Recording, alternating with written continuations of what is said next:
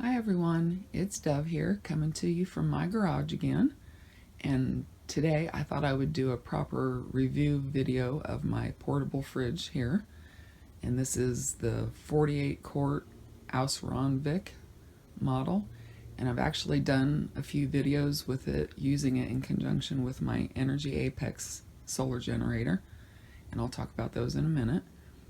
And so in this video I thought I would go over why I bought this and what I like about it, what I didn't know about it, and what I don't like about it, which is not much. And so first of all, I bought this particular unit because of the size and the price. It was $369 when I bought it, and it's actually gone down to $319 on Amazon, which is a really good price. And for the size that it is, which is a 48 quart, I think that's a pretty good price. The winter refrigerators were more expensive. And also, when I read the reviews, there were some negative reviews about, things being dented and stuff, but the customer service was very quick to respond to those reviews and to assure them that, they would send them a new unit and everything, and they actually did follow through with all of the negative reviews, and so that assured me that the customer service was pretty good, and so that's one of the reasons why I bought it. And then the style of it, once I take the cover off or unzip it, you'll be able to see it looks really just like a small chest freezer, and I kind of like that style. I don't really like the ones that look like a cooler, although with a cover on, I guess you can't tell, but I do like the chest freezer style. It's nice and sleek and pretty. And then the other thing was that it can function as a refrigerator or a freezer, and so I like that about it. But what I didn't know, which was a huge bonus, was that I can actually turn off the low battery protection on this, and I'm not sure that that's actually a feature that is available on other portable 12-volt refrigerators. And so, without knowing that, I would say that that's a special feature for this one, that you can turn that off, because the problem being that I'm using this Energy Apex with a lithium battery, and I don't need for this refrigerator to turn off when it does, because these are made basically for lead acid or deep cycle batteries, and so they turn off at about 50% or so to protect the battery. And because I can run this lithium battery down further, I really appreciate the fact that I can turn off that low battery protection. And that's actually the other videos that I uploaded. You'll see I ran this unit on my Apex with just the low, it was on the lowest possible setting for the low battery protection, and it shut it off when there was like 65% of my battery left on the Energy. And so I kind of complained about it in that video, and then I went on to run this unit on 110 volt, because you can run it on either DC or AC, and it lasted about the same time because my inverter was actually pulling a lot of power. And so regardless whether I ran it on AC or DC, it was only running for about 24 to 25 hours. And then an Ausranvik customer service actually came onto my video, and they told me that there is a code that you can program to shut off the low battery protection. And that was actually not in the manual, so I didn't know that you could do that.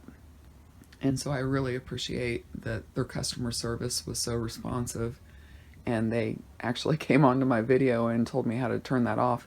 And so the third video that I made was with that low battery protection turned off, running it on DC, and I was able to run it for over 50 hours on one full charge. So that was pretty cool. And then the only thing I didn't like about this particular unit was, and I don't think it was any, it might just be a manufacturing thing, But when I take the cover off, I'll show you there's a slight indentation of the sheet metal, which is not really that big of a deal. But the only other thing was that the new appliance smell is still pretty strong. When I open up the top, I can still smell Freon in there, and you know, that's just a new appliance thing. I will tell you that the one thing I don't like about this case is that the hole for the plug is not quite lined up. They should have actually made it a little bit higher. I mean, it's not totally covered, but it's not centered either. And so I guess I will show you this case first, because this is really nifty. This was $60, and it was kind of hard to get the refrigerator in it. It took 2 people, but let me go ahead and set the camera down, and I'll show you the features of that. Sorry if I'm making you seasick.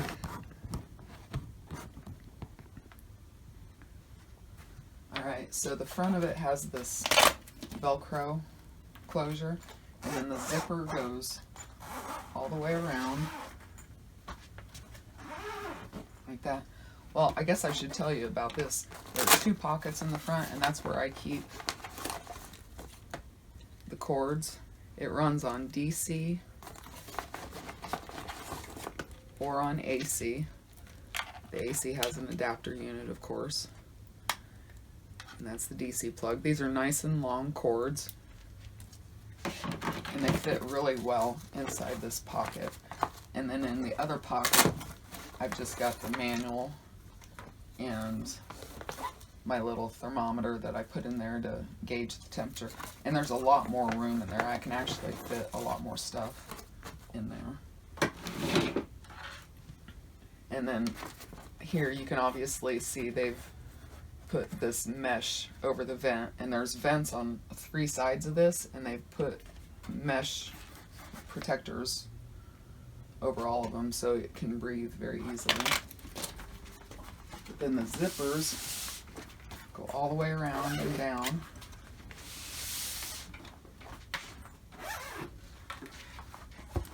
And it's got cutouts for the handles.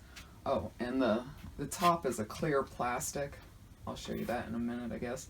But you can still see the indicators and everything through there. It just opens like that. I don't know if you can see that on the camera or not. I might have to get you up closer. Let me get you up closer. Alright, so you can see that it's lined with like a Reflectix type of material. And this is that panel right there. This is just plastic, so you can see through it. But the zippers are really nice. Very heavy duty. The whole thing is lined in this Reflectix type material. And then the bottom of it, it's a very heavy duty canvas thing. I can't really show you very well, but it is totally enclosed. There's a bottom to it, and it's enclosed on all sides and on the top. So it's a really nice case. I like it a lot. There's these little buckles on the sides here. There's one there and one there. I'm not sure what those are for, so I can't tell you how to use them. But like I said, there's a hole for the plug. The plug is the same for the AC and the DC. It utilizes the same outlet. But let me try to show you over here. You can see right there. It's probably not showing up, but that's indented just a little tiny bit. But that's just sheet metal, and I don't think that's going to affect the performance or anything. I haven't had any problems with it, but I noted that it was dented in a little bit, and that was probably right from the manufacturer. And I imagine if I complained about it, they would probably send me a new one, because they seem to be very responsive to the complaints and everything. Let's see if I can get you squared away again.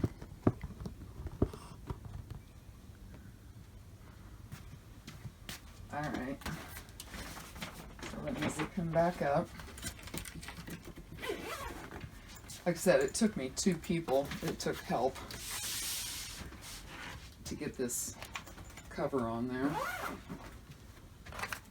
But for the most part, I mean, you can zip it up all the way like this, and then you would just like take the zippers that far in, and for easy access you would just do the Velcro. I think that was the point. And then when you want to get into it, you would just open it like that. And it opens 2 different ways. You can open it like this, or you can take this chain off. Let me show you up close. You can actually take this chain off and take off the hinges, and right up here you'd put the chain, and right here is where you put the hinges, and so you can open it up this way instead of from front to back. And so there's the inside of it. It's pretty big and spacious. It's a 48 quart. The model number is, let me look here.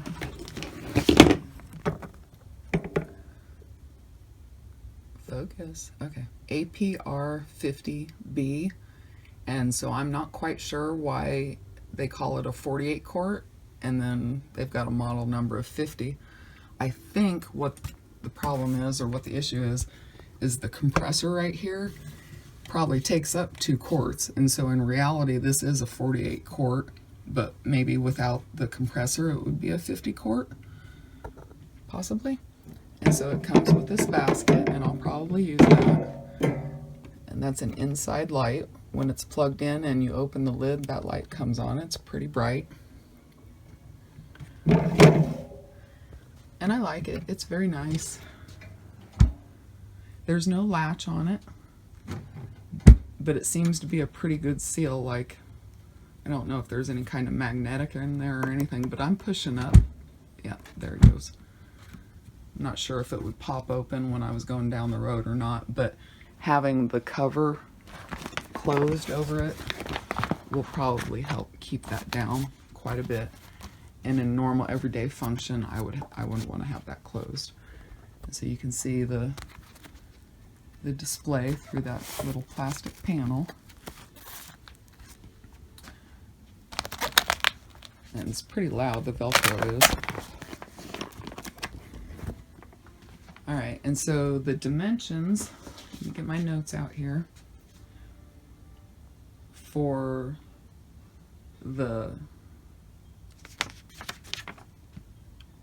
how tall it is. On the outside dimensions, we've got 20 inches tall, and these are outside dimensions. And then with the handles, right here, it is 26 inches wide with the handles. Without the handles, it would be 22.5 inches wide. But honestly, I don't think you'd want to take the handles off because it's pretty heavy, you know. I don't think you'd want to carry it without the handles.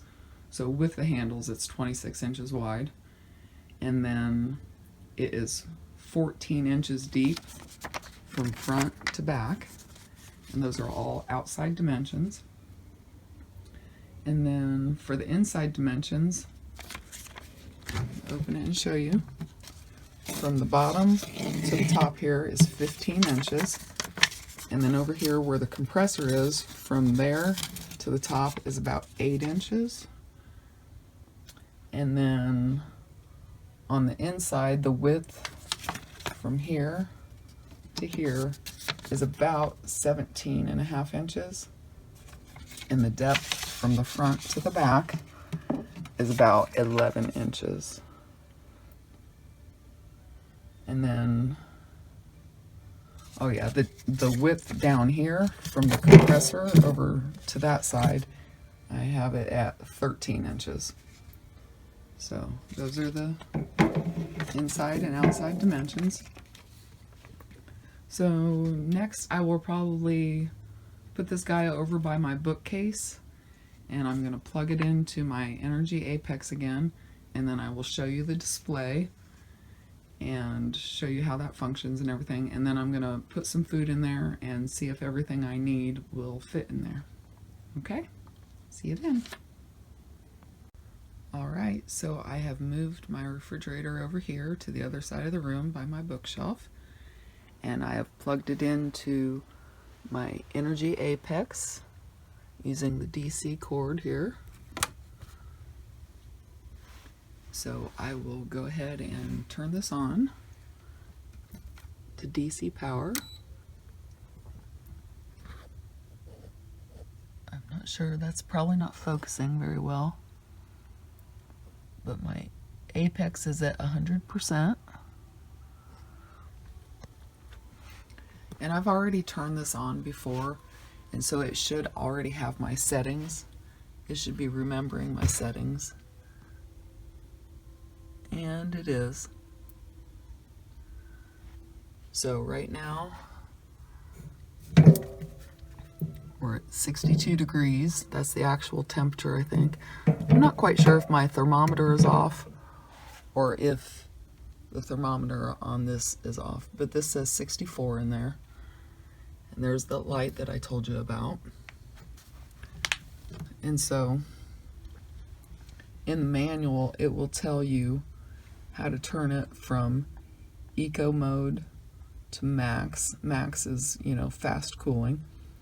And then the battery protection, you'll notice there's nothing lit up here. That's because I've turned it off.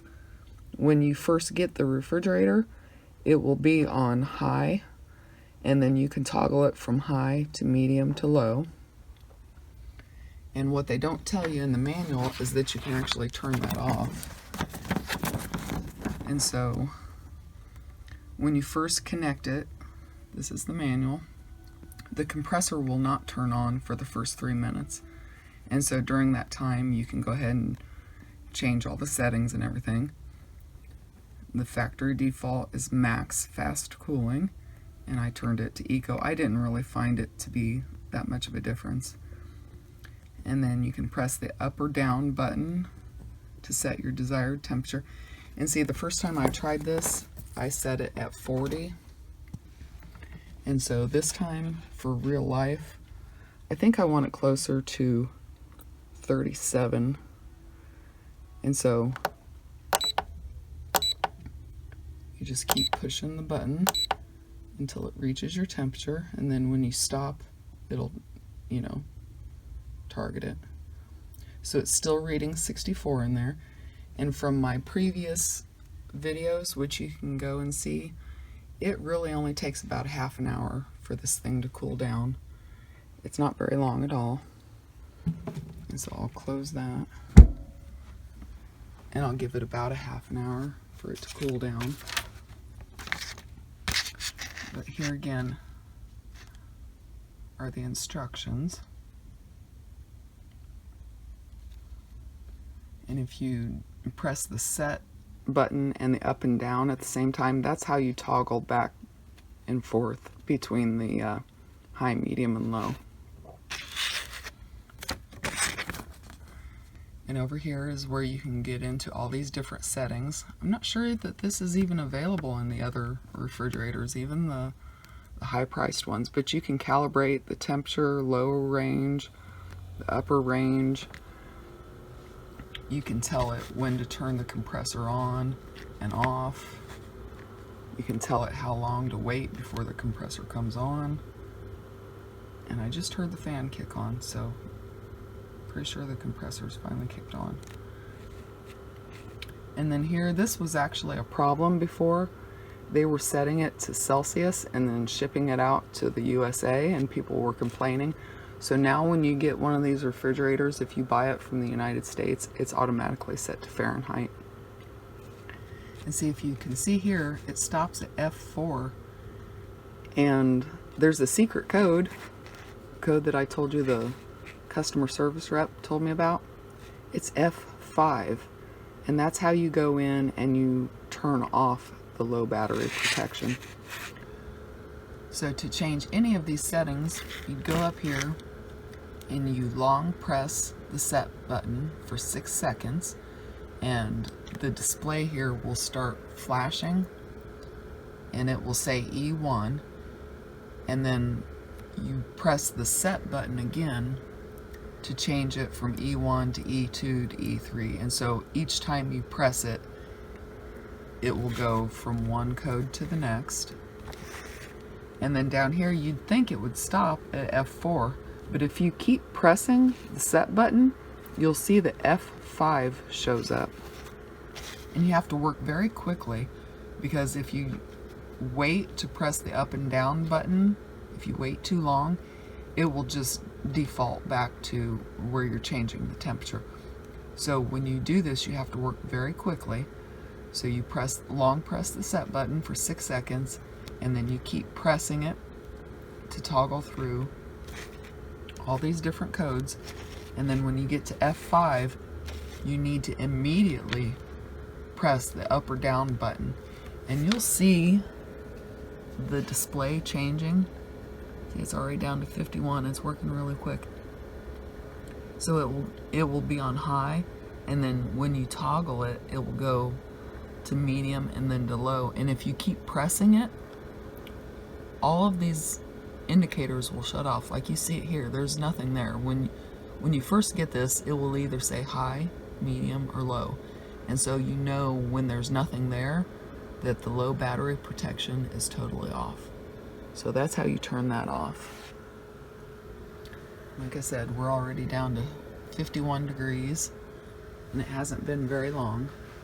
So this shouldn't take too much longer, and I will be down to 37 degrees. And I can already feel it in here. It says 56, but in my experience so far, it takes a while for these things to sync up. So I usually give it a couple hours before I can truly determine the temperature in there, because it takes a while to stabilize, but not too awfully bad. So in the next clip, I will have this thing loaded. It will be down to 37 degrees, and I will show you how much food I can actually fit into here. See you then. Alright, so here we go. My refrigerator is down to 35 degrees, or so it says. And if that's not right, again, you can change this, you can calibrate it. If you have a very accurate thermometer inside and you know that it's right and it's not meshing with this one after a couple hours, then you can calibrate this to make that correct. And so this guy is still holding steady. Again, you might not be able to see that. Still at 100%. It's not pulling anything now because the compressor's not on. And when I ran this test before, it says that it's a 45 watt rating, but I've seen it actually jump up to 80 watts. So I think the peak is higher than 45 watts. Just saying. Alright, so I've already loaded it. And these are all the foods that I normally eat on a daily basis, or semi-daily. And if you notice, my eggs, or my egg carton, is sitting in there wonky, and that's because it does not fit like that. I don't like that. It's too small. So in order to get a carton of eggs in here, I'm going to have to set it like that. I'm not very fond, but I'll just have to make do, I suppose. There's actually no eggs in there right now, but it's a carton, and it would be able to tell me how much space I had. So in here in the basket, I've got just cheeses, Parmesan, mozzarella, I've got butter, block cheese, lunch meat. I buy all organic when I can. There's my thermometer. It says 40 degrees right now, but it was kind of sandwiched in between a bunch of food. And I've got cheese slices. These are the things I use pretty much every day. And then over here on the compressor, I can fit a jar of salsa and my pickles. And these are my little snacks at night. These are little tiny organic miniature peanut butter cups. You know, the like peanut butter with the chocolate. Can't say the brand name, I suppose. But I eat a couple of those each night before I go to bed, usually if I need something sweet. And because it's sometimes so hot, I have to keep them in the refrigerator. And then I make my own refried beans, homemade refried beans. And that's the bowl I store it in. And then I've got milk and half, which is what I use for my coffee. I've got some sour cream. I love Mexican food, so most of my food is catered towards Mexican. And then this is a lemonade concentrate. It's a lemonade syrup concentrate. You just add a few tablespoons of that to a glass of water and it makes a glass of lemonade. And so that actually takes up a lot less space than having a big jug of lemonade in here. And then I also eat nuts. See, I can't even get, I'm not real fond of this. I can see I'm gonna have to take this basket out to get to a lot of stuff. So I can't say I'm real fond of that, but what can you say for such a small refrigerator? So I eat a lot of nuts. These are cashews, organic cashews, and I just dump them from the bag into a canning jar.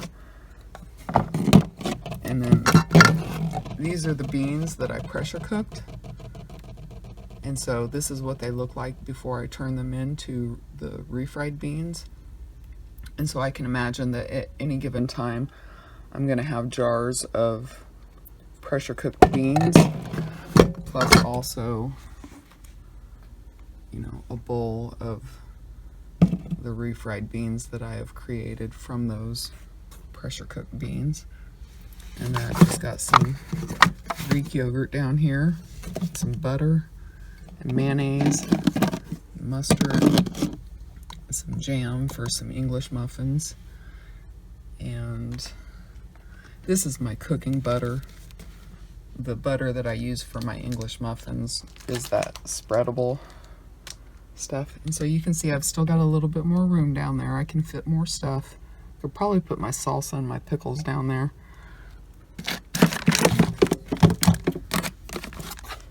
But this looks like it will probably work, maybe. It's a little small. I'm only one person. You would think that I wouldn't need that much room, but whatever. And so this is the spreadable butter I bought from Kroger, and it works really well for toast and English muffins and stuff. But these are my probiotics. I keep them refrigerated. I think it will work.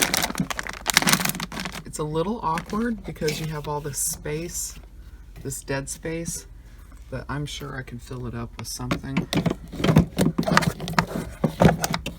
It just sits a little bit awkwardly in there. But yeah, that's all I can fit in my refrigerator. I can fit a little bit more. Like I said, the eggs have to go in there kind of weirdly. I don't really like that. But they do fit, and I'm not smashing anything. And I still have all this space over here, and space over here, and a little bit of room underneath. But unfortunately, I don't think that's going to be enough for my total needs, because I do have some refrigerated items that I use for my personal care products and everything, and they're not going to fit in there. And also my supplements that I encapsulate for myself, they're not going to fit in there. So it's quite possible that I'm going to need a second refrigerator, but it's not going to have to be this big. Probably like a little 20 quart or something, about half this size. All right, let's close the refrigerator door here.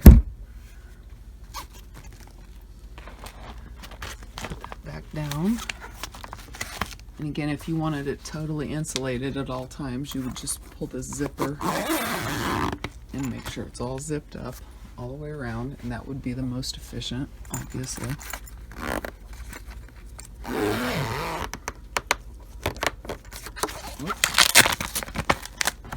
It does get caught in the corners. You have to kind of flip it out here. Okay. Technical difficulties here. Yeah, okay. But yeah, you can fully enclose it as long as you get it on there right. It's very tight fitting. Very, very tight fitting, which is good. Like I said, this cover will help keep it closed as you're driving down the road and maybe going down those bouncy BLM roads. That should keep it so that that lid doesn't fly open or anything. We're down to 39 degrees. It was actually at 35 degrees before I opened the lid. So I'm very happy with this refrigerator. And hopefully this was helpful to anybody who is curious. All right. Talk to you guys later. Have a good day.